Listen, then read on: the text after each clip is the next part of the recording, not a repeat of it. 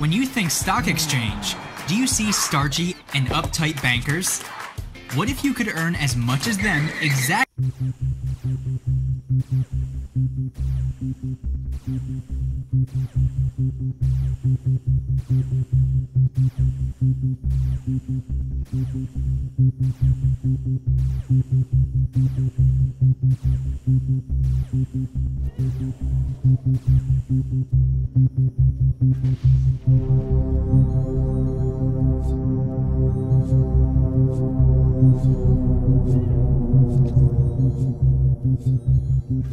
It's 10 years now since the financial crisis.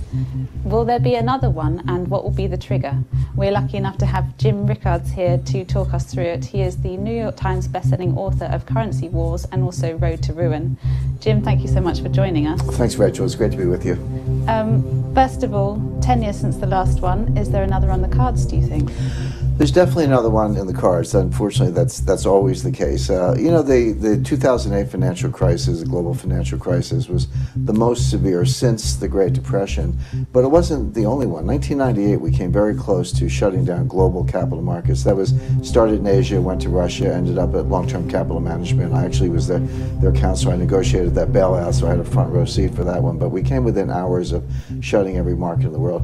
1994, the peso crisis. You know, 1987, the U.S. stock market fell 22% in one day. That would be the equivalent on the Dow Jones index of 4,000 Dow points, not 400, but 4,000. So we've had these shocks before, but 2008 was the worst. So yes, I think we can fully expect another one just based on history. So do you think 2018 is set up to deliver here? A crash? Yeah. I hope so. I know you love crashes, so do you think it's imminent? Well, I think it's imminent within the next 2 or 3 years. Yes, that something has to happen. Simply because, as you probably know, when it comes to government money, which is the dollar, the yen, the euro, is that there's two kinds of bubbles. The first kind of bubble is called an equity bubble. And an equity bubble was a dot-com crash. That's where people put real money into the markets. And then there's a debt bubble. So since 2008, actually 2004, we've been in a debt bubble. And the trouble with debt bubbles is when they come down like an avalanche. The stock market staging its best start to a new year in decades. Let's bring in Peter Schiff, CEO of Euro-Pacific Capital. All right, Peter, what do you make of the first couple of weeks of the new year in the stock market? We've only had one down day in U.S. stocks so far this year. Yeah, investors are oblivious. You know, they're really whistling past the mother of all graveyards. You mentioned this is the best start since 2006. And of course, people who were buying stocks in 2006 had no idea of the magnitude of the financial crisis that would hit the market in 2008. Let's celebrate! Well, the same people are even more clueless today because the crisis that we're heading for is going to be much, much bigger, much worse than the one in 2008. We're red everywhere, essentially, down by 4-5%. We're down over...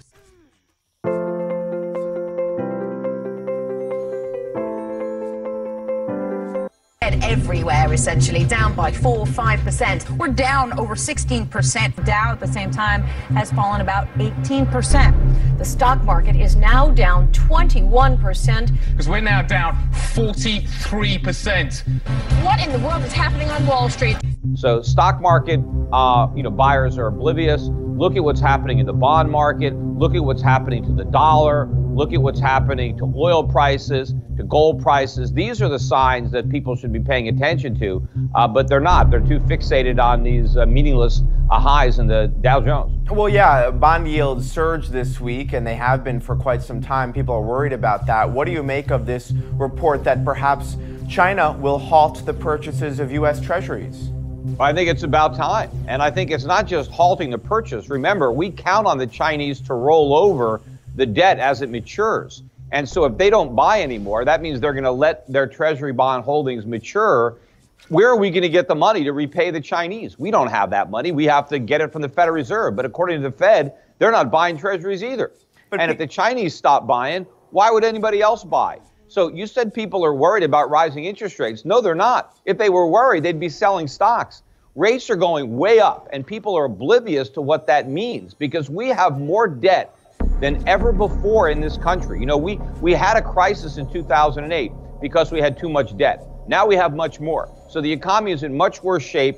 It is very vulnerable to a backup in interest rates. The whole justification for the stock market bubble is based on the fact that rates are low. But what if they're not low anymore? And of course, if interest rates go up, the government can't afford to pay interest on the national debt, which is exploding. Corporations can't afford to pay interest on their debt. Individuals can't afford to pay interest.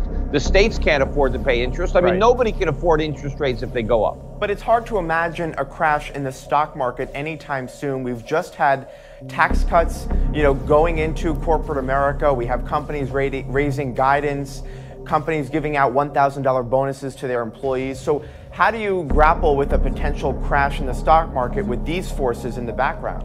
Well, Bush cut taxes, and he cut taxes on corporations. He slashed the tax on corporate dividends. That didn't stop the market from going down. And these tax cuts add to the deficit. But the problem for individuals is even though they're going to get a tax cut, they're going to spend that money on gas. They're going to spend it on food. They're going to spend it on insurance. So they're not going to have any money left over to buy anything extra. They're just going to pay more for life's necessities. Meanwhile, a lot of corporations aren't going to benefit from these tax cuts because they're not going to have any profits. Their costs are going to go up so much that their profits are going to be eradicated. And it doesn't matter if you have a lower income tax. If you have no income, that's subject to tax. So I think people are overestimating the benefit of the economy to the tax cuts, and they're ignoring the drag on the economy of rising interest rates, which also means rising Why would they have no income? Corporations, because they start losing money. Their interest costs go up on their debt. Their raw material costs go up. Their wages costs have gone up. So companies are going to see a lot of their profits go away, and their sales are going to go down when their customers are spending all their money on higher mortgage payments because their adjustable rate mortgage reset, or they're spending it on gasoline or insurance. Sales are going to be weak. So the economy is a lot weaker than people think. And they're being blindsided by all this hype. Donald Trump was right when he was a candidate. It's a big, fat, ugly bubble. We are in a big, fat, ugly bubble. And now it's a lot bigger, fatter, and uglier than it was back then. Well, some analysts are saying that come July, that's when the Federal Reserve will actually begin to shrink its balance sheet. Does a pullback in the stock market potentially coincide with an event like that? Well, if the Fed actually follows through with that threat, and I would consider it a threat, because if the Fed actually does that, that will simply, exacerbate the demise of the stock market and the bond market and the economy. But it's my feeling that the Fed is going to back away from that. But it's still, not going to, be a get-out-of-jail-free card. I mean, I think the Fed is going to actually expand its balance sheet. I think they're going to surprise the markets with QE4 because I think interest rates are going to be rising so much that the Fed is going to panic. The Fed is going to try to halt the increase in interest rates because it knows it will usher in another financial crisis. And so the Fed is going to become the buyer of only resort. It's going to be buying up all the bonds that the Chinese don't want or that anybody else no longer wants. And so they can't shrink the balance sheet. They're going to have to expand it. They're going to have to expand it, bigger than ever. What about the demise of the dollar so far this year? What's behind that move, and are people not paying enough attention to that? They're not paying enough attention. When last year began, right, 2016 or 2017 rather, everybody was bullish on the dollar. I mean, except for me, but all the mainstream analysts, the dollar has no place to go but up, and it had its biggest decline in 14 years. In fact, it was the first time the dollar was down in 5 years. The dollar had its worst year against the Chinese yuan in 9 years. It's going to accelerate. I think the U.S. dollar is going to hit an all-time record low against the yuan this year. Remember, a lot of hedge funds were shorting yuan, and I was warning that those guys were going to get burned on those trades, and they are. If they're still in them, there's a lot more pain ahead. But this weak dollar is just getting started. We have just begun a major long-term bear market in the dollar that is going to see the dollar hit all-time record lows across the board. That's going to send commodity prices higher. That's going to send oil. Oil's back above 60. It's above $64 a barrel today. We're headed to 80 to 100 this year. And I think by the time the dollar bear market is over, we're going to be $150, $200 a barrel, maybe higher in the price of oil. That's not going to, be $200 a barrel?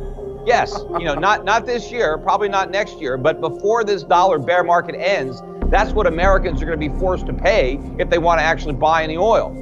but it's also going to be food prices that are going to go up, clothing prices, everything that we import is going to get more expensive. This is the beginning of a surge in inflation. You know, people thought that, oh, you know, we printed all this money, but look, you know, we didn't get any inflation. The money printing was the inflation. The result is going to be a big increase in consumer prices. It's just that there was a big lag between the creation of all the inflation and all the inflation showing up in consumer goods, because in the interim, it made a short-term stop in financial assets. So before the inflation is going to show up at the grocery store, right, or at the gas pump, it showed up in the stock market, in the bond market, in the real estate market. But ultimately, it's going to go into consumer prices. Prices are going through the roof. And the Fed can't do anything about it. Peter. リップルを購入するなら GMO コイン。GMO コインではビットコイン。Prices are going through the roof. And the Fed can't do anything about it. Peter, Bitcoin prices have come down from their highs in December. We're now at about $14,000 for Bitcoin. Is the Bitcoin hype fading, and where do we end the year at? Well, I don't know if it's fading or not. I mean, there's a good chance that the market has topped out, but then again, it may not. I mean, this bubble has gotten a lot bigger than I thought it would have gotten.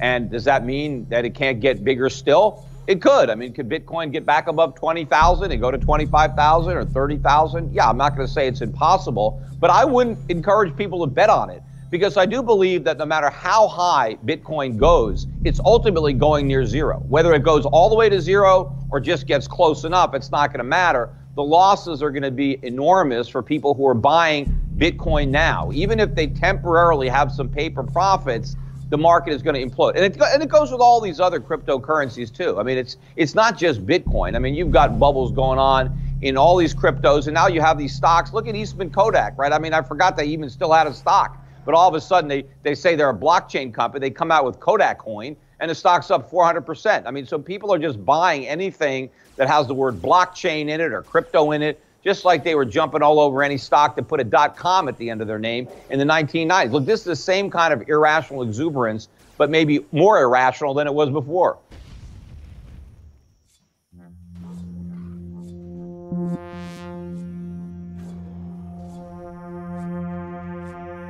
The 2008 financial crisis, the global financial crisis, was the most severe since the Great Depression, but it wasn't the only one. 1998, we came very close to shutting down global capital markets. That was started in Asia, went to Russia, ended up at Long-Term Capital Management. I actually was their counselor. I negotiated that bailout, so I had a front row seat for that one, but we came within hours of shutting every market in the world.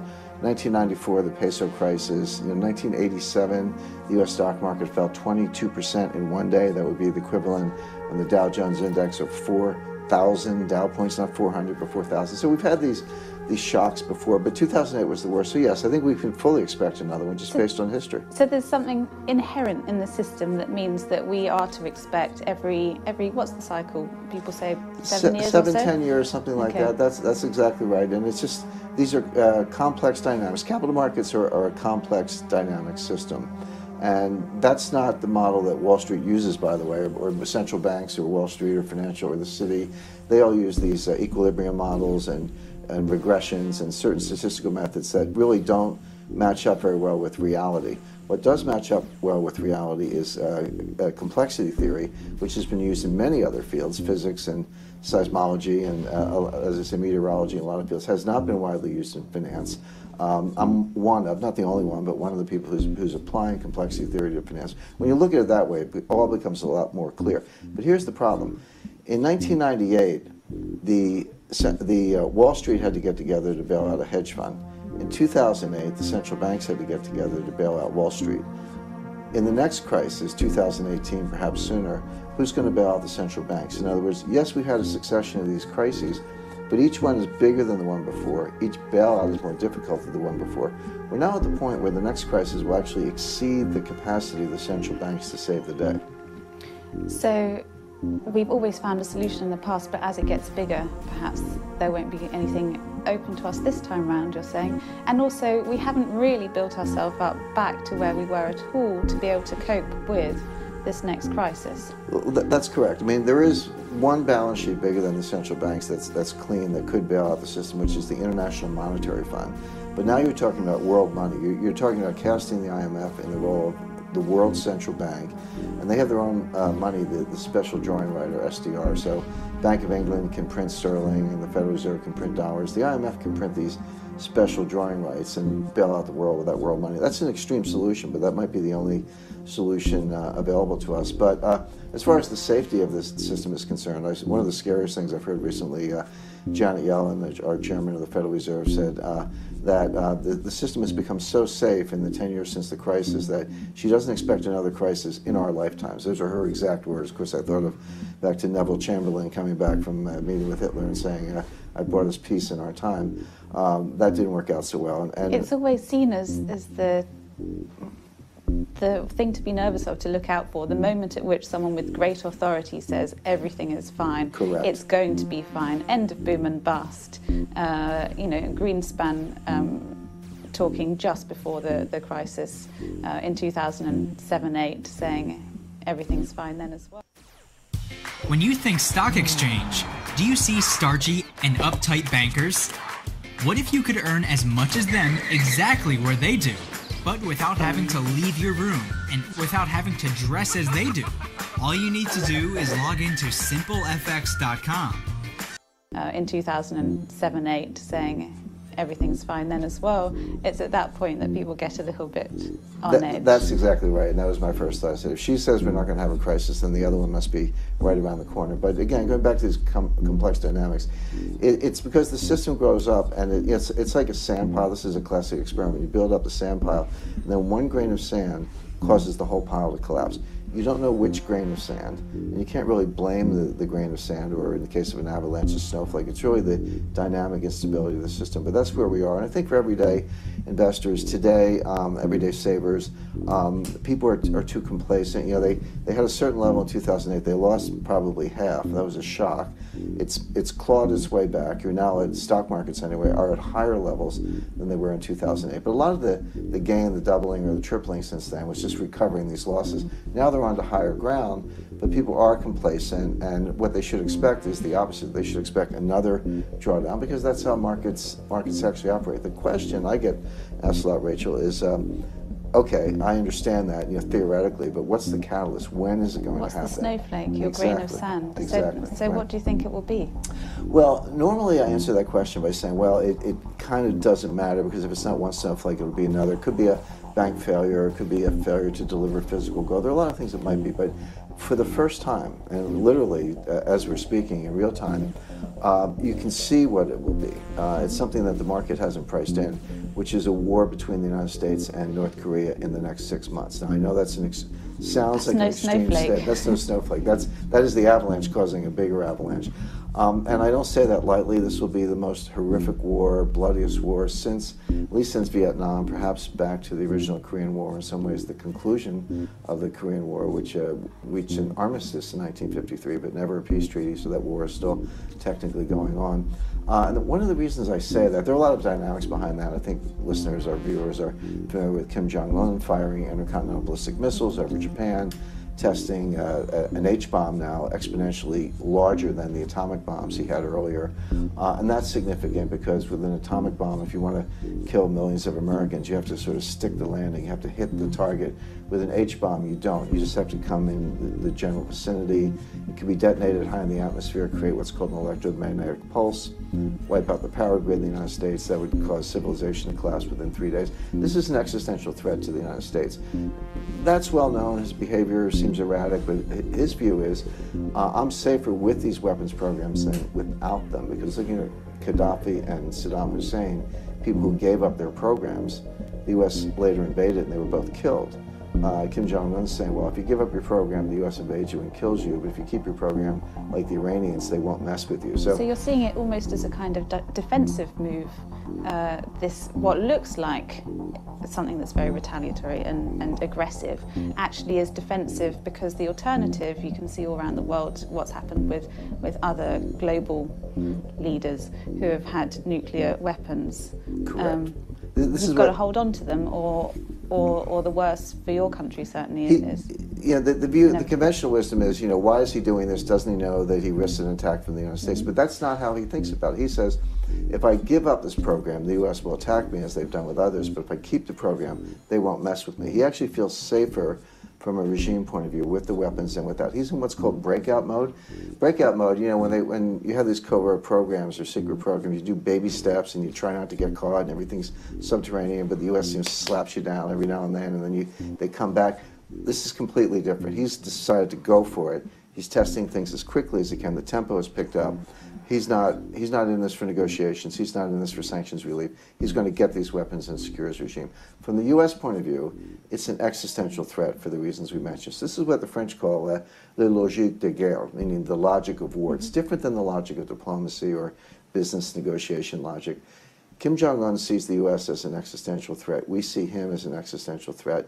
There's a collision course here. Now, that's sort of game theoretic. There's a lot of evidence to back that up. But just today, U.S. Secretary of the Treasury Mnuchin made a statement that told me we're on a path to war. He said in an interview on a financial network that if China, because the UN just passed new sanctions on North Korea, he said if China does not enforce the sanctions, the U.S. is prepared to deny China access to the U.S. dollar payment system.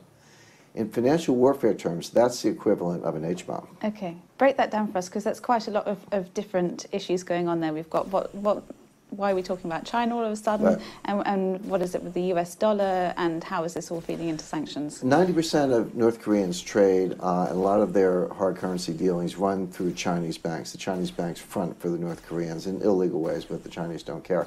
So this is how China gets hard currency that needed to buy the technology to develop the weapons. So we're North Korea? By North Korea. So we're relying on China. The U.S. is relying on China to choke off the North Koreans financially so they cannot continue this weapons development. The Chinese have not cooperated. They paid lip service. They voted for the sanctions in the United Nations. These new sanctions are very weak, by the way. But what the United States is saying is, you, China, have to live up to those sanctions, enforce those sanctions, put the stranglehold in effect on North Korea. If you don't, we'll put the stranglehold on you. We'll deny you access. Now, the U.S. dollar, you know, love it or hate it, it's 60% of global reserves, 80% of global payments, and about 100% of the oil market. And of course, China is dependent on oil.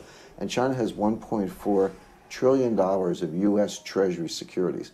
So when you say to China, which the Secretary did, this isn't inference, these are his exact words, we're going to deny you access to the dollar payment system, you're talking about freezing all the Chinese Treasury, over $1 trillion of their reserves, freezing $1 trillion of their liquid reserves, bearing in mind a lot of their reserves are illiquid.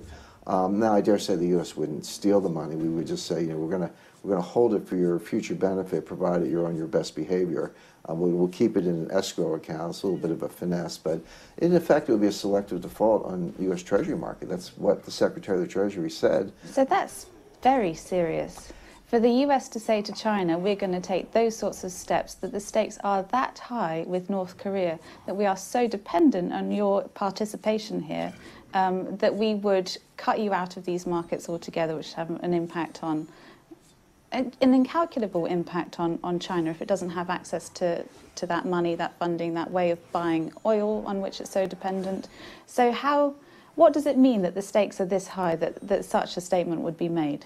Well, it's a great question, Rachel, and that's the point. What stakes could be higher than freezing China out of the dollar payment system? Well, the answer is war and peace. In other words, unless the U.S. had made a tentative decision to go to war, we wouldn't be talking about extreme financial warfare with China. If the U.S. has said, you know, we're going to acquiesce, you know, as Steve Bannon famously said, they got us. You know, of course, Steve Bannon is no longer in the White House. This might be a reason.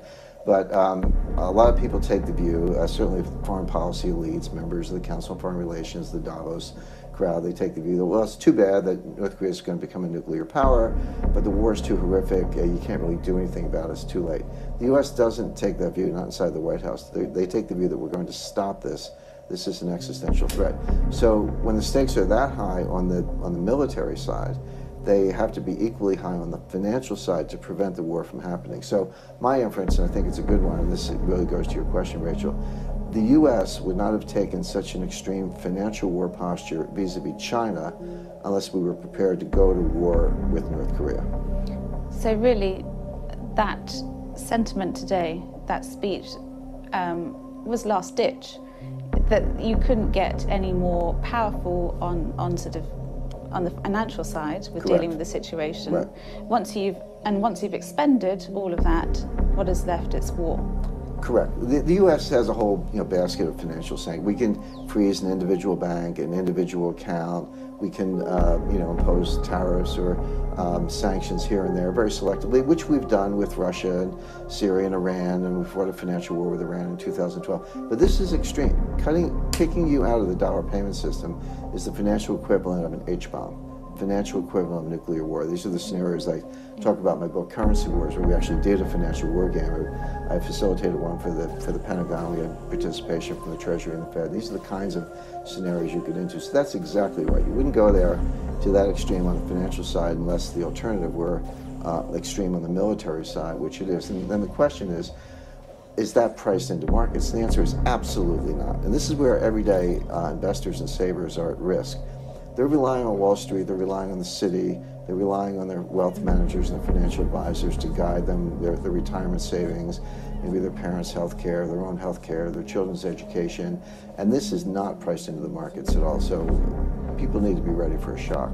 So we keep seeing this, don't we, that markets continue to go up, and every now and again there'll be a little blip because perhaps we'll see it. North Korea will have done something overnight, the US, the markets open in the UK, right. And there'll be a slight dip.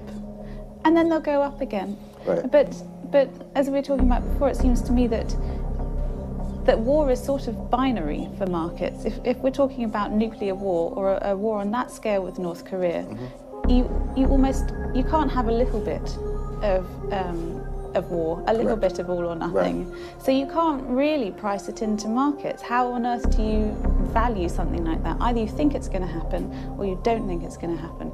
And it seems that as markets continue to go up, the logic of investors must be that they don't think it's going to happen. Right. This is one of the failings of modern financial theory. There are many, too many to discuss in one interview. But the idea that markets are efficient, that they incorporate new information smoothly, that prices smoothly and continuously adjust from one level to another, all those notions are false.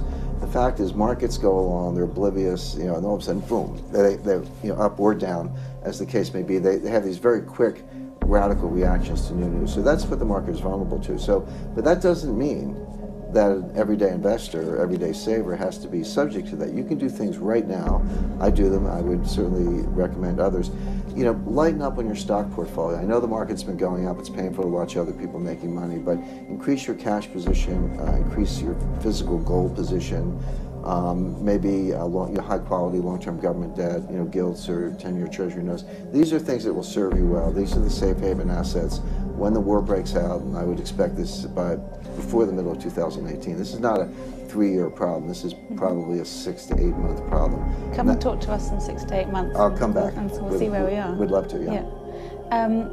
So that's interesting because the way we've been talking, it sounds pretty Armageddon. And I would worry that viewers might have got through the first bit of this interview and quickly run off and sold everything that they have. No. But you're saying, no, it's not that extreme. It's just you need a little bit of a kind of buffer, a little bit of insulation from this. And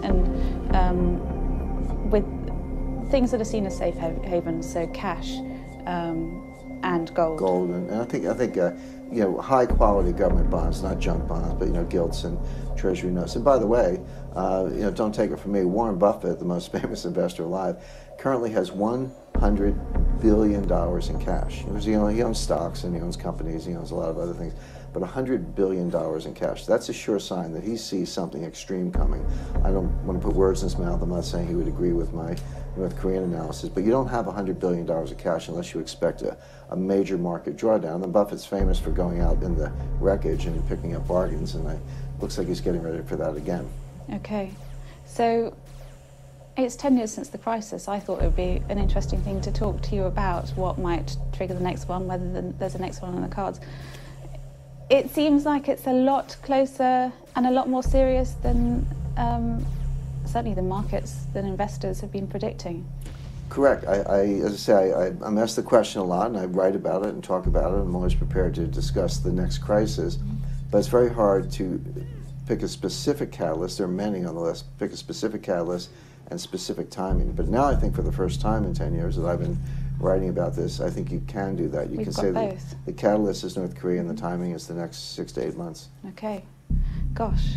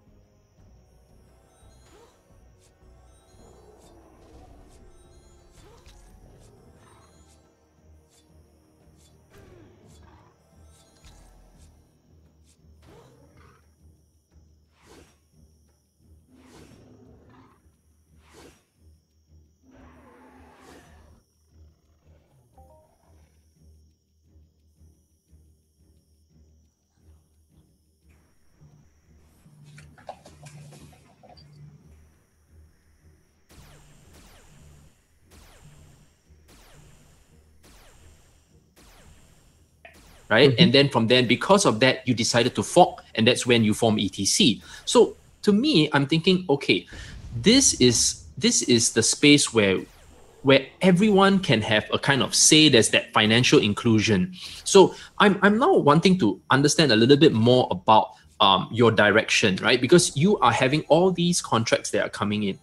What is the deciding factor for partnerships these days? You know, what makes a company or an enterprise decide to build on a particular blockchain?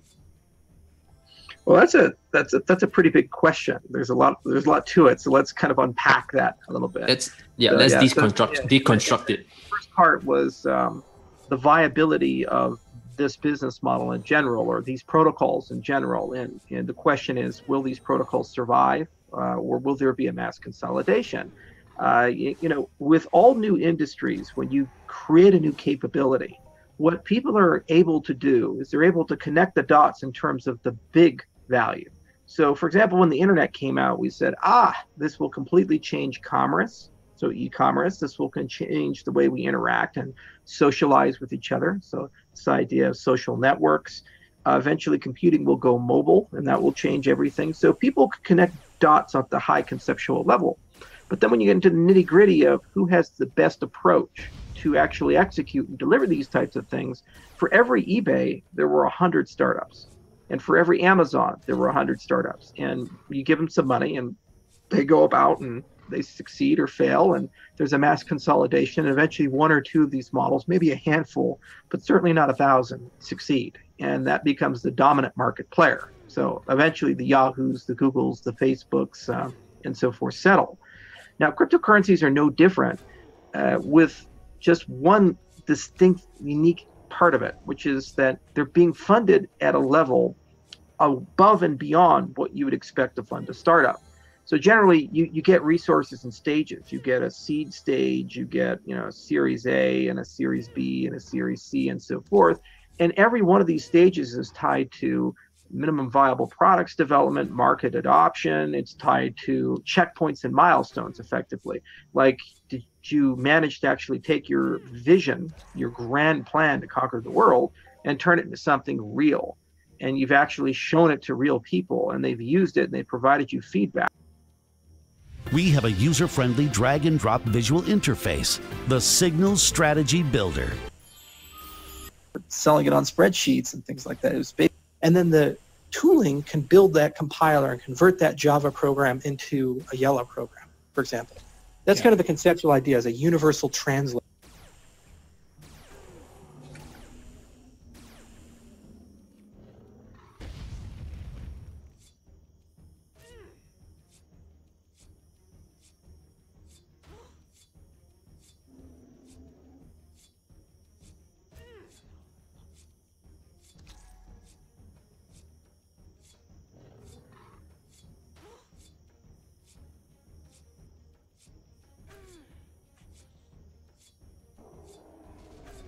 Hello guys, it's Randall with BitRaged. So I wanted to do a follow-up video on Joe's 2 videos, and we're not just trying to harp on the Bitcoin thing, but there are some facts that I would like to share with you. I'm noticing a lot of articles and YouTube videos coming up today that are basically just total nonsense, not based on facts. They're just some clown just spewing random stuff off the top of their curly heads. And honestly, I'm not really interested in some clown who doesn't trade the market, who doesn't understand the market, explaining something that they really don't understand. I'm going to just play a little bit of his video for you to get maybe a little bit of what he's saying. And then I want to explain to you something that's very important. And that is that I do not believe that the Bitcoin correction is done. And I think there's something that you should be understanding if you are planning to buy and trade Bitcoin, or if this interests you at all, this correction. I think this is important that you understand. So let's listen to a little bit of this clown, and then we'll get to it. Have here some good news, some good signage, some good signage here. We got a lot. Not really sure what signage is, but okay. A lot of activity down here. Look at all this volume coming in here. Just kind of like over here, but a lot more over here. It's like I mentioned in Crypto Love video. I love it when these guys try to explain something they don't really understand. And they're like, it's a lot of volume, kind of like over here, but, even more. I mean, like, duh. I mean, like, a 2-year-old could have told you that. There's more volume here. I mean, like, duh. It just blows my mind, these guys. It's like, and he has 135,000 subscribers. It blows me away. So we might have found the bottom at, call it 6,000. What I'm looking for, same thing as over here though. So remember when we thought we had found the bottom a couple, what was this, 3 or 4 days ago, and we thought we had found the bottom. I just want to jump in here and say, when he says we, he should be just saying I, because, well, I'm sure there's other clowns that did too, but I certainly am not part of his little weird clown group that believed that the correction was done at this point. And the reason why I didn't, and the reason why Joe dropped a video on February 2nd, which is right around here, it's right around there. So the reason why he explained in his video why we believed that it was headed probably more likely down to the 6,000 range, which is pretty much what it hit, you know, it wasn't that we just guessed and got it right. It's that we did hours of research on this. This is what we do. I mean, we trade.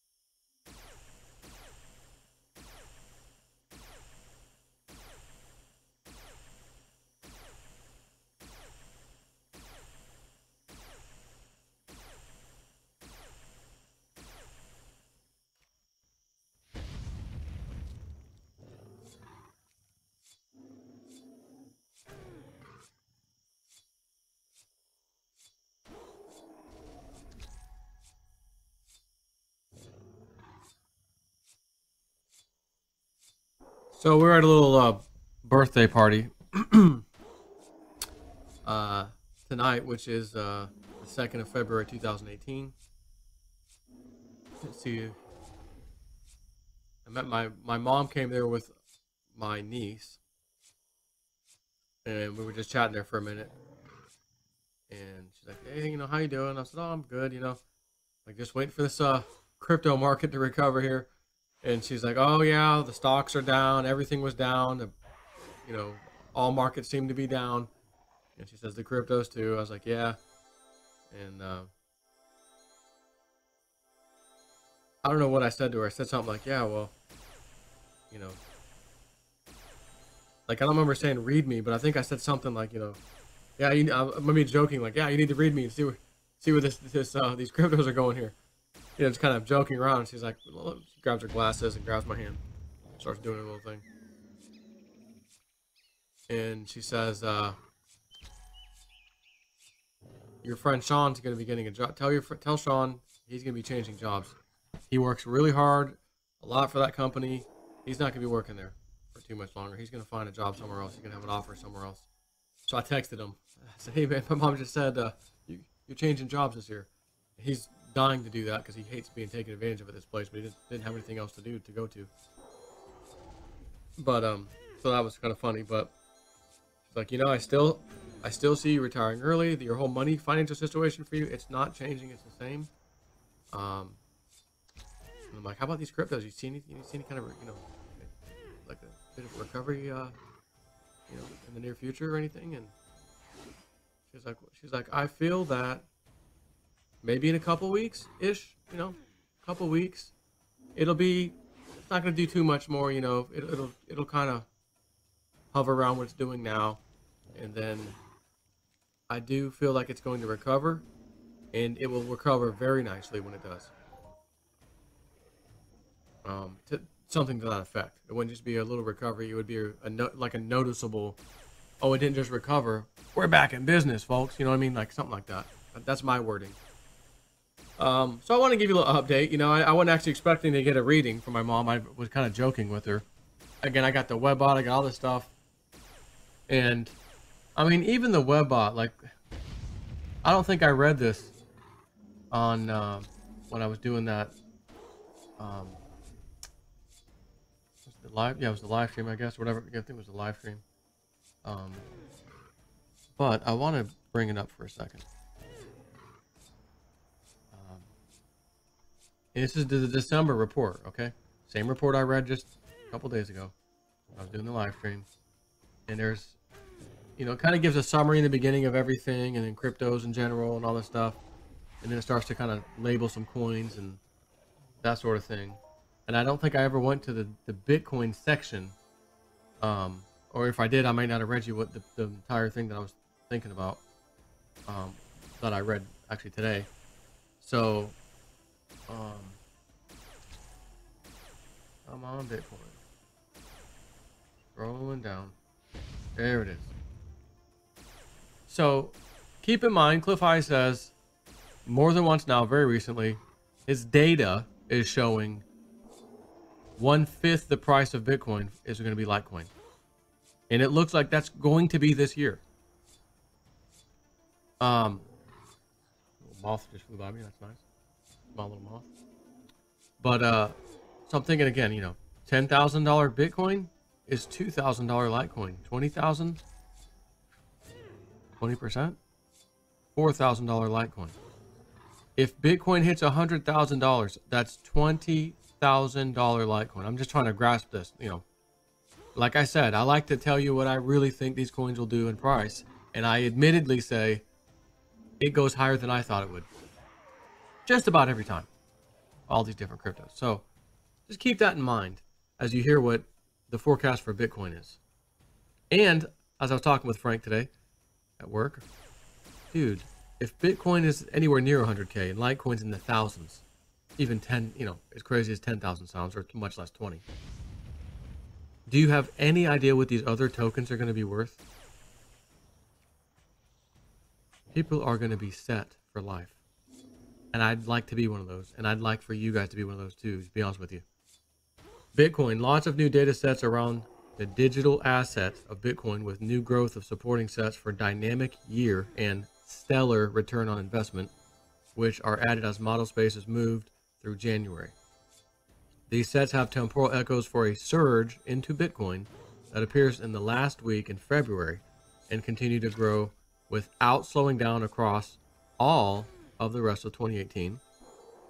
Keep in mind there's of course going to be pullbacks, as you're going to hear, but from start of 2018 to end of 2018 it's going to look like this. Okay.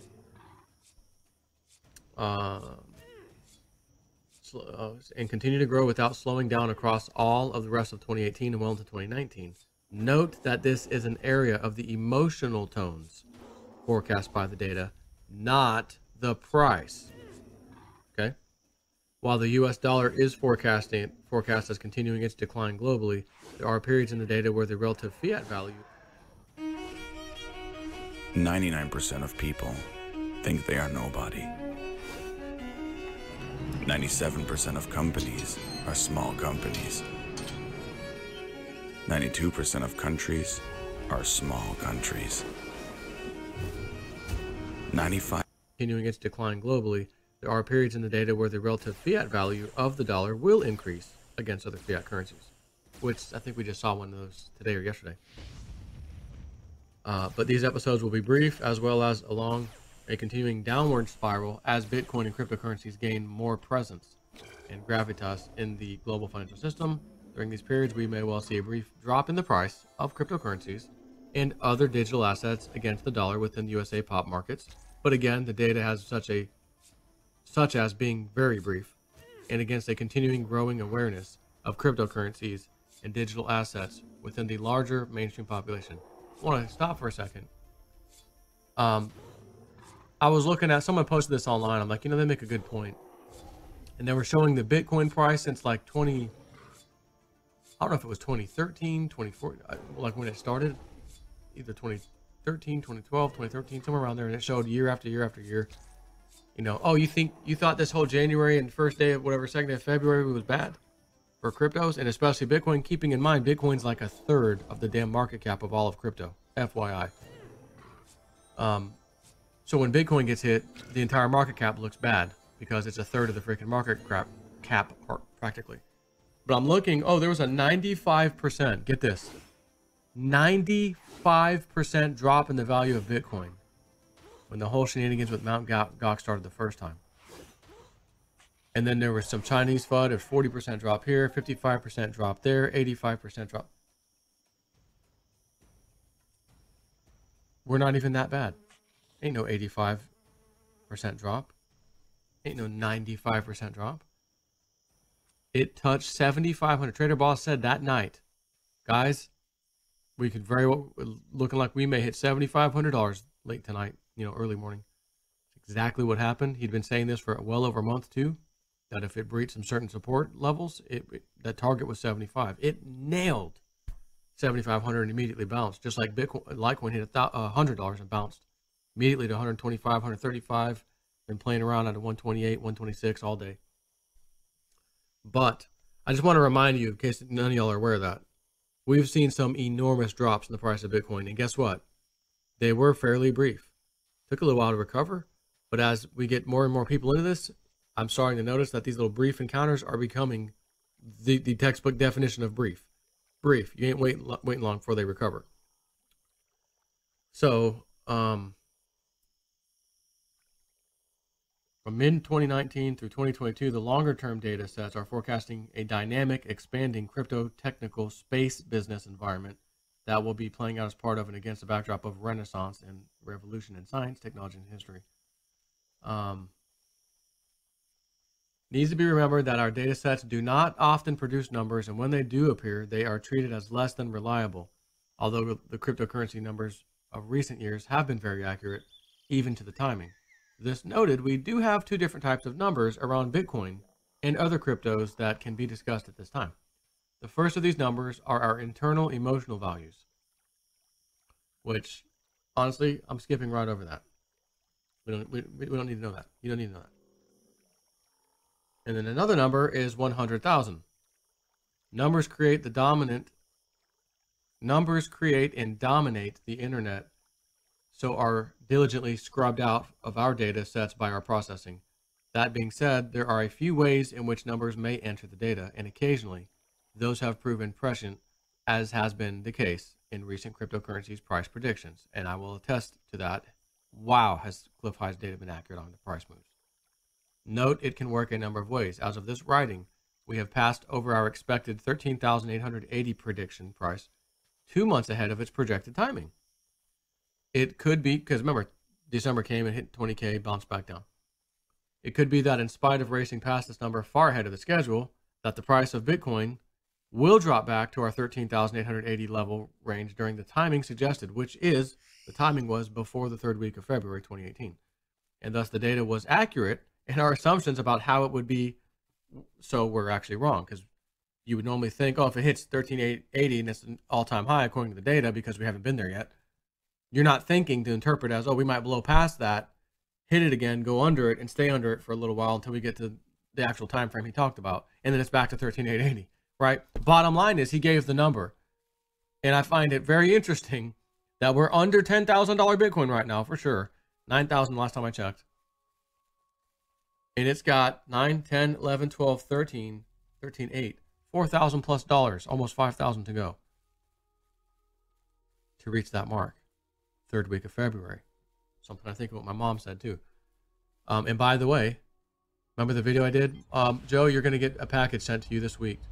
You're getting a package. It's already delivered. It's already in the process of being delivered.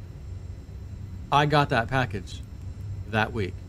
Should have been there Thursday or Friday. We got it Saturday because it got lost in the mail. And they also sent Cliff High a package of the same exact kind. And it too got lost in the mail. What are the chances of that? But again, giving credit to my mom because credit is due. And this is what I told you in the beginning of this video, what she basically just said. In the next couple of weeks or so, she felt like there would be a recovery. Long story short, should be a pretty strong and noticeable recovery. Is what she pretty much told me. So let's continue. In either case, other numbers in that same data set from which the 13,880 number was taken are to be examined for potential accuracy in their values, if not their timing. Other numbers continue to squeak through our processing and are within this set. Noting the ambiguity of timing, we need to look at the potential for prescient forecasting as a conditional statement such as below. Model space has the price, given the few numbers we get through our processing, as heading out of the 13,880s before the middle of February. This implies a range-bound period in which Bitcoin will bounce up and down after its 30% correction. This report came out in December, folks. So what he's writing here was written in December. A 30+% correction, and then would be range-bound within the time frame leading up to third week of February. Is that what I'm reading here? That's a Big 10-4. The range-bound period will be another opportunity to develop strong hands. Daddy's hands were strong as something iron. Daddy's hands were something else when I did wrong. Daddy's hands were strong hands, not weak hands, not selling off. If the data accretion patterns are correct, the range-bound condition will continue through January, with mid to late February being the next breakout period that will take the price of Bitcoin into solid $20,000 plus range and establishing a new, now he doesn't use the word dollar, but he says 20,000 plus. Obviously it's dollars. And establishing a new trading range that will be lasting through to May, into May. Then yet another consolidation over the first part of summer, leading into midsummer, Northern Hemisphere, flight of wealth into Bitcoin forecast to push it beyond 40,000. We have a user-friendly drag-and-drop visual interface, the Signal Strategy Builder. Simply select your preferred indicators from the marketplace and combine them into trading signals of your choice. Once you have formed your own strategy, let the Trading Center optimize its performance based on historical data. Wealth into Bitcoin forecast to push it beyond $40,000. This is going to be an interesting part. Speaking of party, you're about to hear the word party, because I could so see this happen. Here I am telling you guys during the bloodbath of crypto sell-off, hey guys, would any of you be interested in doing a crypto cruise? We all get together, just whoever the hell wants to come can come. We'll set up. I had somebody message me, Joe, I got a friend that does this for a living. They set it up, you can get discounts, all kind of stuff. If you're ready, when you're ready, contact me. Here's my phone number. And I thought, all right, I'm going to save this in case that day comes where I'm ready to announce, guys, F it, we're all doing it live, going on a cruise. Here's the date and time, be there or be square. But I don't want to do anything like that in a down market. So in other words, we might be saying in March, oh, by the way, guys, I'm paying my house off. Oh, and side note, after I pay my house off today, we're going to do the cruise thing. Are y'all paying off y'all's house today too, by the way? I bet you are. And yeah, let's do a cruise. And maybe the damn cruise is this year. But that's I could see where we'd be excited and partying, especially as cryptos are blasting.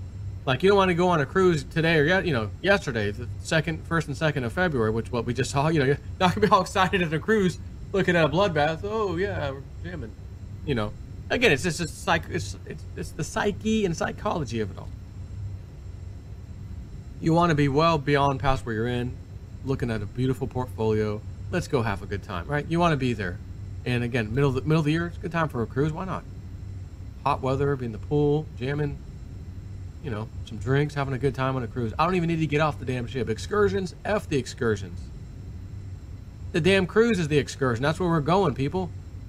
I'm on a boat. Or as, what's his name? Elf. I can't even think of his name. Boats and Hoes. Boats and Hoes. What is his name? I can't even think of his name. What's wrong with me? He's one of my favorite actors. And now it's going to bother me. I won't even be able to continue this until I find his name. Elf movie cast. Joe, you're slipping bad. Will Ferrell. Oh my God, Joe. Step in my office. Oh, and then this guy. Gotta have this guy. Hold on. Right here. You ever have one of those ideas where it's just like, yes! That is that dude. Much respect. Love it. Anyways, back on topic. Without regard to the above, there are those instances when the numbers come through as words, and such linguistics, while rare, have always been present in the past in this work that Cliffy does. We have such an instance now of a number associated with Bitcoin being expressed as 100, Dr. Evil saw, 100,000. Note that this appears in late 2018. It is characterized by being within whispered awe and shouted elation and choked disbelief supporting sets. These expression context provide some additional clues, including some sets going to 100K parties and 100K celebrations and 100,000 line parties and other language of a similar nature. These sets are also part of several major groups that are describing a greatly anticipated event crossing the 100K line that will be treated as a global happening, very much like New Year's. Except, let's think about, not except, but New Year's is a global phenomenon. It's New Year's everywhere. Sure, the time's a little different. Midnight here is a little bit different than other places, right? But if Bitcoin hits 100K, Bitcoin hits 100K for everybody on the same day at the same time. Wherever you are, you're celebrating at the same time because it just passed through 100K, period. That will be treated as a global happening, very much like New Year's. Other sets describe the language that will follow the crossing the line day and the many, many references to parties. Some of these language sets include specific to the occasion dances and music, along with other artistic renderings of the moment. There are sets suggesting that large quantities of "Where were you when you crossed the line?" videos and blogs will be created. I'm sure Jason4 will be asking you, guys, where were you when Bitcoin hit? What were y'all doing when it hit 100K? Oh, I already paid my house off earlier, Joe. You know that. I already told you. Oh, that's right. I was about 6 months before that happened. Yeah, you're right. What else you guys do? What were you doing at 100K? Oh, you bought a second house. No kid. You bought 3 cars. All right. I don't know if I need 3 cars, but hey, you got some money to blow. Go ahead and do what you want to do with your money. Oh, you got your Lambo. Let me just say this. I don't go out and just spend and spend. You know what I mean? If I got some money, I want to buy something, I'll buy the stupid thing, but I'm not reckless. But I think that I'll be honest. If we're seeing Litecoin at even kind of 20% of a freaking Bitcoin, and what I just read you is telling us it might be a damn, done deal as far as at least, Bitcoin hitting 100K. I'm doing the math in my head, how many Litecoin I have, how many this coin I have, how many that coin I have. I'm just going to ask for a little forgiveness now. You know that new car that Tesla's, it's not out yet, the new race car, the new Roadster, whatever the hell it is. 0 to 60 in like 2.8 something, quarter mile in 8.8 seconds. Fastest street car, production car ever made. I'm just going to say that might be a present to myself. As much as I look at Tesla and say, how the hell does the stock keep going up? Doesn't make sense.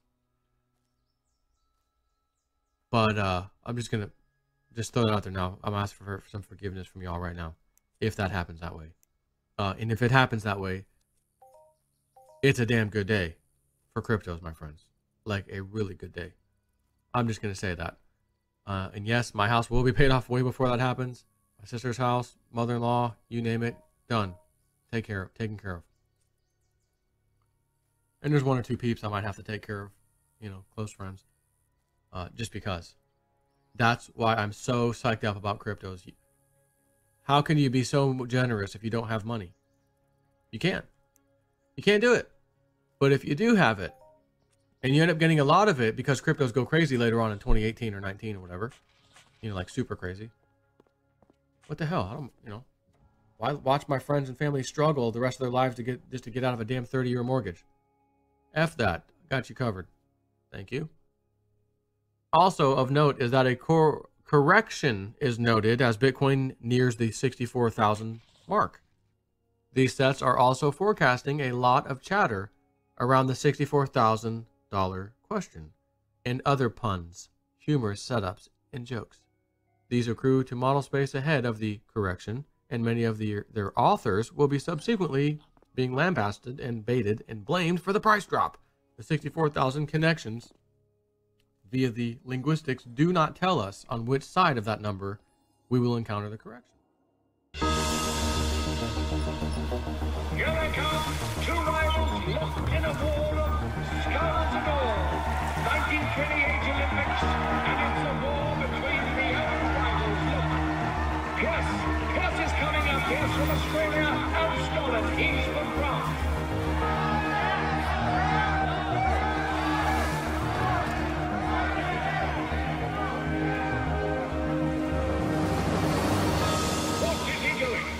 He has stopped.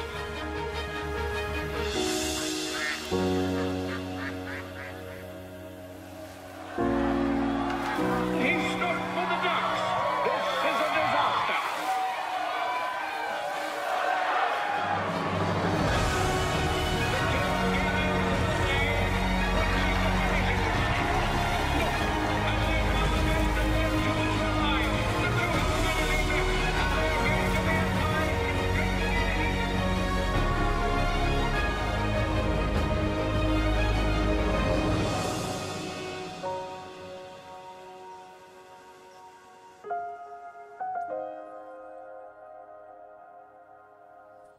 do not tell us on which side of that number we will encounter the correction. But it sounds to me like the correction is going to be downwards, if that's the case. The data does not promise a correction. Oh, pardon. The data does promise a correction, albeit brief. That will be physically shocking, producing vomiting, and fainting. Yet another Bitcoin move in the 30+% range. Only now in numbers so large as to have jokes about Bitcoin price swings making people puke. And if you think about it, when Bitcoin, the Chinese FUD came out, Bitcoin was $5,000 something dollars. It went down to the $2,000 something dollar range. Huge sell-off. 50% drop. Get out of my face. Oh my God, it's the end of the world. 55% I think is when it dropped, or how far it dropped, if I recall. Went on to make new highs. Incredible new highs. $5,000 and went down to $2,500 or so. Yep. It went to $20K. It went 4 times the value of that move. What the, right? That's what I'm trying to tell you. Getting all nervous and scared about these. Don't be scared off, man. This is new stuff. It's coming. You're going to miss this thing if you sell off. The good news is I haven't had anybody email me, Joe, I just sold off. I got scared. That's great. I love it. So I just wanted to share that because, again, I'm looking this morning. I showed you the little screenshot in my car in the very beginning of that video. Man, I'm looking these 4 or 5 coins right here. That one's down 38%. Holy crap. So just a little update. Just want to share that with you. Glad my mom said she, next couple of weeks or so, she said, I feel there will be the recovery and it'll be a good one. Something like that. Again, I didn't write it down. I wasn't videotaping the damn thing, but to words like that, nonetheless, it'll be a good one. It'll be a noticeable, like a good, oh yeah, we're back. We're back in business. That's how I took it. And that would be, again, later on in February. That's all. So part of this Webart report did talk about May. Another correction should be coming. If you look at the general stock market rule of thumb, sell in May and go away. Except we're talking cryptos, quick recovery, back onto the races. But we now have 2 points to look at. May, maybe you might want to sell off some stuff to scrape a little profit, sit on the sidelines on some cash or whatever. Or if Tether's good at that point, it's fine. Dump it into Tether and then get back out of Tether into the coins you want to. Oh, 64K is coming, guys. It's 60-something thousand. It's getting there. Jason4 here, guys. Remember that old Webart report from December? I think I'm going to unload right now a good bit, because Bitcoin might be about to get slammed. Remember that old Webart report from 8 months ago, whatever, 6, 7 months ago? Taking a chance. You know what I mean? I'm not going to take a chance and unload a huge amount of my portfolio. What if it doesn't happen that way? It's not, I have a hard time with the risk. But I don't have a hard time risking a percentage of it. Maybe 25, 30%. Let me just sell it off and see what happens here. Oh my God, it worked. Get back in. Boop. Thank you. Ride it back up another 30, 40%. Oh, lovely. Right? That's the name of the game. But you don't want to be reckless either. So take care.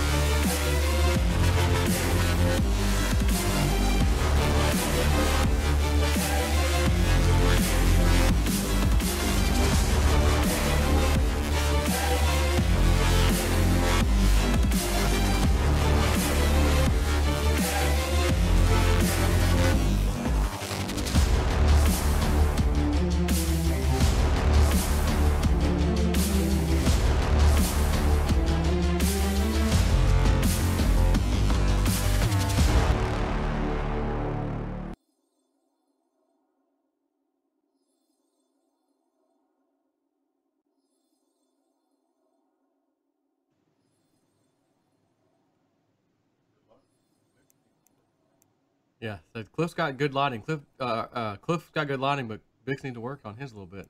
Well, it's the hat. There you go. It's the hat. Yeah.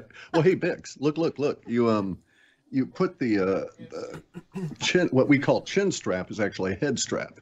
It goes on the back side of the head and pulls the hat down. I gotcha. Okay. I do have an Eggo waffle head. Maybe mine will work real good. That better than lighting?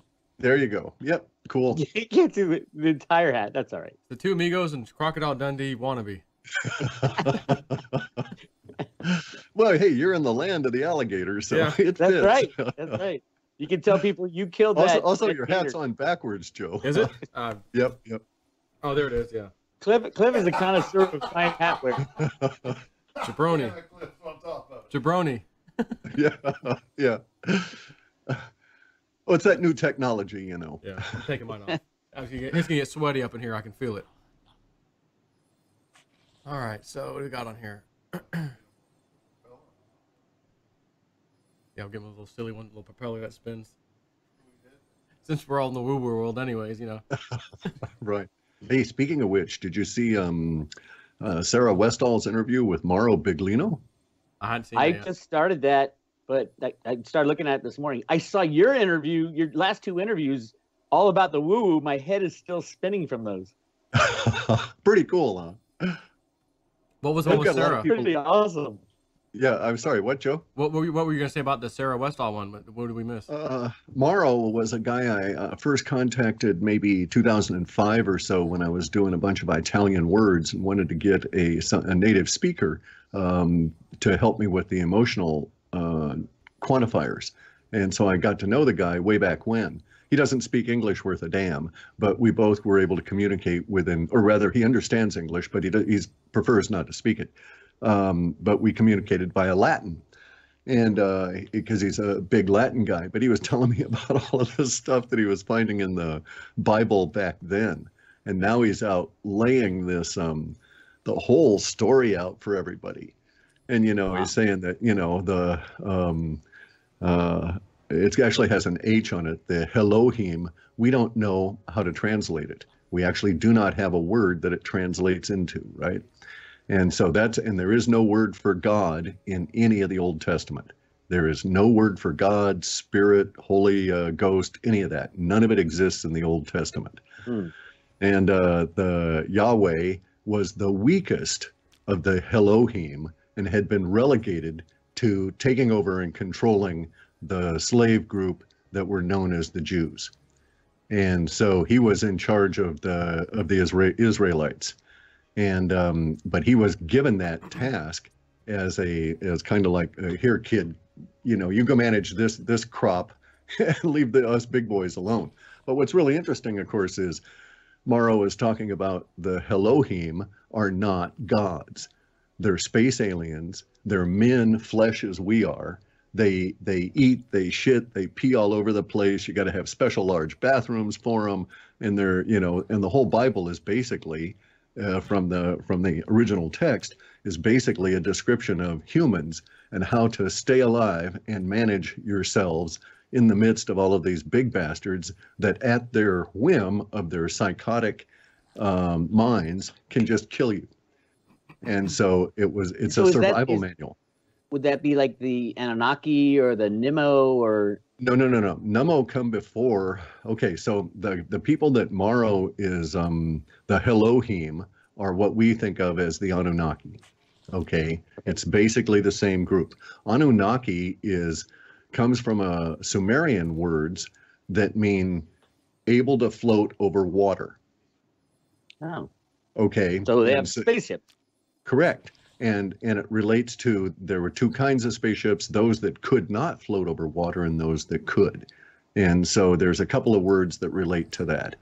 In any event, though, so the Elohim or the Anunnaki are the second group that came here, that took our genetics. They needed a slave race to work for them because they're very sensitive to radiation. And so they didn't like going in areas where where the radiation was higher than certain levels. And so they had us do all the grunt work and do the digging and, be their laborers. And they took us and altered what the Nummo had created way back when. And the Anunnaki or the Elohim are actually combative amongst themselves. They're a very warlike group, and they are continually at war with the Nummo, and have been ever since, and have been basically chasing the Nummo. So my theory, based on, if you want to go and look at Mauro's work in its entirety, the 17 books he's published, and he says, the Pope is well aware of this. They know they're a living fraud. They know they're They're just simply trying to keep power, and that's the whole reason for theology. But you know, they know all of this stuff. And anyway, my theory is that the Elohim had an occurrence, an event, or a series of events that forced them to leave. And we've been left on our own all this time. And we are very unusual and unique in universe because most of the slave species, most of the hominids, still have the masters around. And what makes us really interesting is that we're the wild strain because we've gone off on our own, changed ourselves on our own, and become our own selves, and are not, and basically are not slaves to the Elohim or the Anunnaki or those beings that were translated as God by the prelates who wanted power over the other people, right? And it was always a scam. It was never intended to be anything other than a scam. The Catholic Church was set up as a scam from the very beginning, trying to simply get power off of those people that were less educated than you. And so now we're, you know, this is like the age of Aquarius, and truth's coming out, and it's coming out all over. That's anyway, awesome. An incredible interview with Sarah Westall about all this stuff. And I love Morrow. That was over 2 hours. Mm-hmm. It was a good one. I was like, keep going, no, keep going, keep going. yeah, go deeper, yeah. Yeah. That was cool. So you said you had some power issues at the house. You guys having storms up there? Yeah, big windstorms. It's been huge rain storms these past 2+ weeks or more. So it's been a real problem trying to coordinate getting stuff moved down to the new place. I've got, you know, got to tarp the hell out of the trailer. It's not an enclosed trailer, and it's just a royal pain. And now it's shifted into gusts coming off the Pacific, and we're losing our power. Just as we'd connected before, I was just monkeying with some settings for my sound, and boink, the power goes out. So, but what was really interesting. Wasn't there a couple booms? Yeah, I was just going to say, what was interesting was right after the power went out, it came back, it flashed on, and I thought, oh, okay, it was just a momentary glitch. But when it flashed on, it was like right behind a giant boom that shook the house. And then there was another, maybe a minute and a half, something like that. Later, there was another boom that shook the house, and the lights flickered again. So here we are, and we've had these booms that have been reported in this area. These definitely, or at least these appeared to be coming from above, not from below. But it was very much a large boom like you might hear with hypersonic aircraft, you know, going supersonic, right? The Air Force announced on Friday that they're doing the largest exercise they've ever done over the next 3 weeks on the West Coast. So maybe it had to do with that. No, maybe that's down in your area. That's in your area. Okay. It's in the Southwest, and they're shutting the GPS off for big chunks of your area. It sounds pretty suspicious to me with the timing that you know, you got the John Podesta and Clinton, and they're all going after them right now. Congress has asked them for, you know, answer these questions or you're going to jail. You got 2 weeks, so it should be very interesting. Yeah, I saw your video this morning. I was like, oh, Bix is all over this. This is fantastic. I hope, like you do, I hope something really comes of this. Well, but it's going to creep. It takes forever, you know, and then all of a sudden it's a done deal. But when's it going to be a done deal? Yeah. I'm so tired of him. Yeah, but but just look in my modern history here. I mean, you kids were way too young, but like Nixon got popped, right? And so it took, from Watergate, it took a year and a half before the impeachment trial shit was coming out. And this was from an event that everybody knew about and that never left the news from the point it was brought up. It was in a weekly news cycle for over a year and a half. And then, of course, grew and so on. So I think well, the data sets say March. They say all kinds of shit just rolls out in March. And from that point on, it gets really ugly for a long time. Not necessarily ugly for us or people, but that whole thing, like politically and that kind of thing? Politically ugly, but that's going to be really hard on all of us, though. Even if you're, even if you were of a political persuasion that you felt your needs were being met, the trauma of all the truth coming out when we've lived in a world of lies is going to be difficult on people. I mean, a lot of stuff in the data sets about emotional floods as well as physical floods and especially related to the East Coast. So these guys are going to go through a rainstorm here on the 2nd, 3rd, or 4th or something like that of February. And the data sets have the early part of February being a lot of flooding on the East Coast that takes weeks to recover from. And coincident with that, we also have this emotional flooding as basically, the Banana Republic comes unglued. In Banana Republic, in case anyone's listening, he's not talking about a different third world country. He's talking about America. We're the bananas. Right. I went the bananas, though, yeah. Hey, about a week ago, I think it was either last Saturday or Sunday, I met my mom for breakfast, and I had her give me a reading again. Like, Mom, give me a reading. She's like, oh, you've got a package coming in the mail this week. It's coming. It's already a done deal. It's coming. I'm like, oh, I don't know if anyone's sending me a package. So my wife found out later on. She says, Joe, somebody contacted me on Facebook. You know those people that bought that side-by-side and said that they recently paid off their house? Yeah. They have a special surprise for you in the mail that no one was supposed to tell you about. And she said it's them. And she said, also let Cliff High know it's him too. And she said, hi, Joe and Cliff, Sarah here. And it's a different Sarah, not the Sarah you were talking about. Yeah. Your packages are out for delivery today in Olympia and in Brandon. So she said, Joe's mom prediction actually came true. And here's the funny thing. Both of our packages were lost. Okay, she sent them out at the same time. Your package got lost. My package got lost. They both got refound, and now they're being delivered, which is why I didn't get them just yet. Like, I was expecting probably Wednesday or Thursday. Here it is Saturday, and they're finally going out. Right. And mine was going to my job, which is closed today, so I'm not going to get it anyways. But I thought that was funny because you should be getting one. Quantum entanglement. Today. What's that? Yeah, I say quantum entanglement. Yeah. That's what actually she said. Both packages are indeed quantum entangled. See attached picture. Speaking of that, have you guys received one of these? I did. I don't know if I got mine yet. Cool. Awesome. Yeah, I don't think I got mine yet. So shout out to Peter who did this for us out of Texas. Texas Pete, Is that him on the corner of it though? I don't know. Riding the donkey? My eyes get that low. No, that's the Queen of England. That's scary.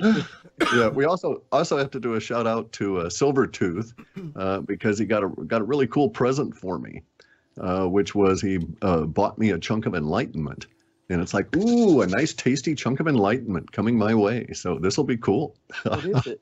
Do you know what it is? It's a Buddhist ceremony that the intent is to clear out the cosmic debris that is in your way for greater understanding.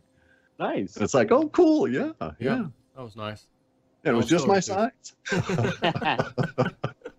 I was trying to explain to Joe what your universal modem was all about, and I came up with the conclusion that Cliff has run out of things to learn on planet Earth and needs to go out into space to learn new stuff. Well, there's that, but of course, if you listen to that other interview with Danny, we're going to need that to defend ourselves when the Anunnaki or the Elohim come back and make a legal claim on us, right? We're going to need to have our legal background and stuff. But here's the deal, Joe. This is the theory on it, and it makes so much sense. I'm convinced it's factual, and we actually see support in the planet for people that are doing this. But the idea is that any species that can invent an internet will do so, just like we did. Okay, it's a natural outgrowth of reaching a certain stage of social development. And so we invented the internet, and once you invent the internet, basically anything that's put on it is there forever somewhere, right? And so my thinking is that once you go further than that, go beyond the internet, you're going to get into quantum computing. It's a natural evolution because it offers the ability to do an internet without a carrier.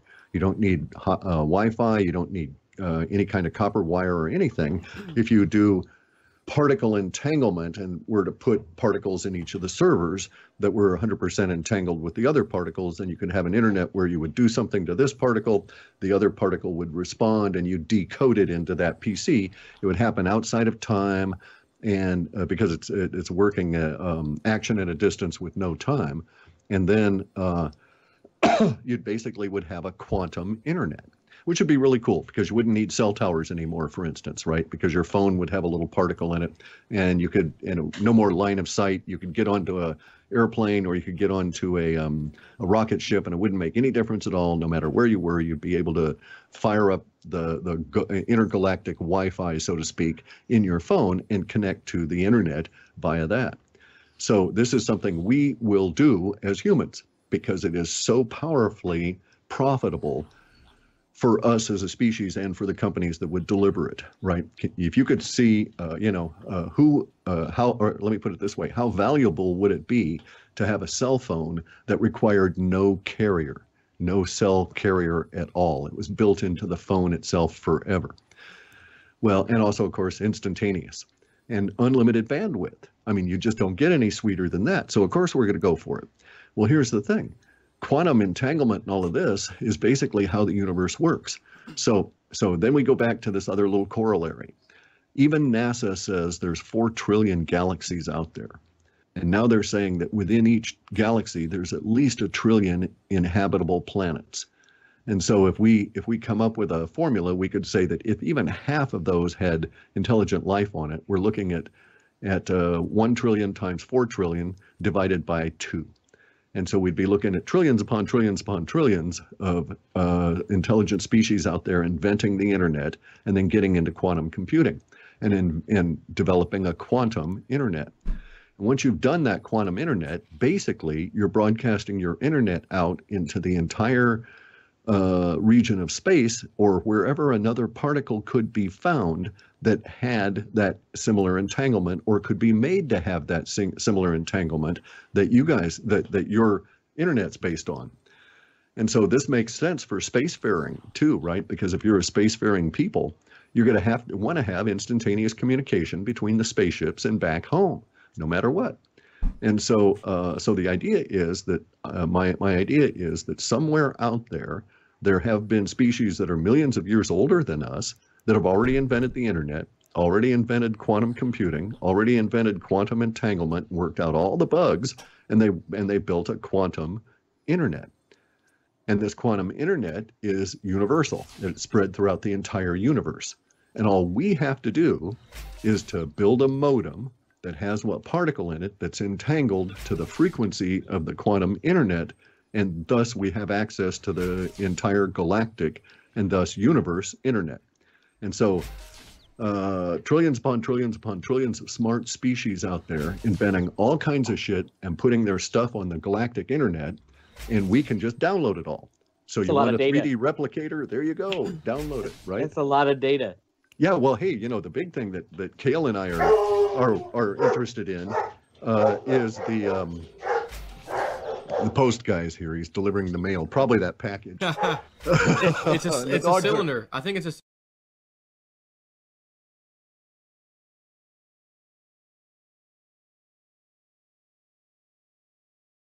Pleiadian soap operas, the comedic soap operas that the Pleiadians are so well known for throughout the galaxy. Of course, I'm inventing this shit. I'm making this stuff up. But there's 1,000 years of those series.